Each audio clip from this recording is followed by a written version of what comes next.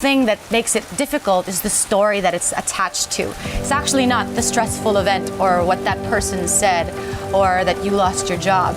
It's the story that you attach to what that means. I lost my job, so it means I'm not worthy, or I can't fend for myself, or this person said this because I'm flawed.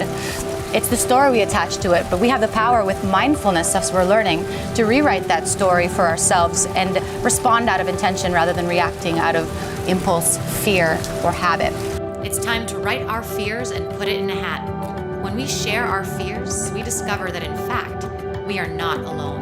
When I was a basketball player, it was a very uncertain profession because my constant tug of war, I had to look over to the right and I had to look over to the left, because if I'm not working, there's this one guy that's going to take my spot. He's going to take my contract. It kind of consumed me, and I denied it, and I moved into distraction, and it led to my inevitable self-destruction. Because of that self-destruction, it allowed me to kind of restructure my framework of how I looked at things and my relationship with it.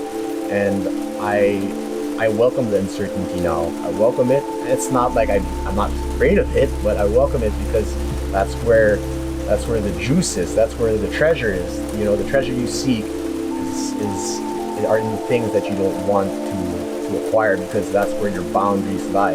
And I actually have now been able to catch myself out with it, but it's this underlying fear that I'm not good enough. I feel like I'm not good enough, and so like I double think like my opinions. Like should I even say it out loud, because like is it worthy? At the end of the day, whatever happens, I've gone through so much that I'm resilient enough to handle it.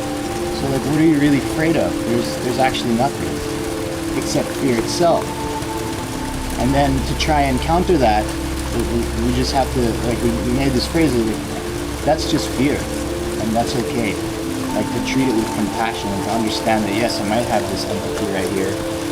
And I named him Survival Pete. Yeah, give it a name. Yeah, gave him a name. It's not you. Make him like a geeky, the safari guy. How does he sound? Hat. Hey, what's going on? You be careful there. You be careful. Sure you didn't get that thing? And sometimes it's needed when you're leaving a hotel room. Are you sure you didn't forget something? Oh yeah, check under the bed. All right. Well, since that day, it's been so liberating because we process the fear. I understand it more. Whenever it comes up, I'm able to address it, to just say, that's okay. That's just fear.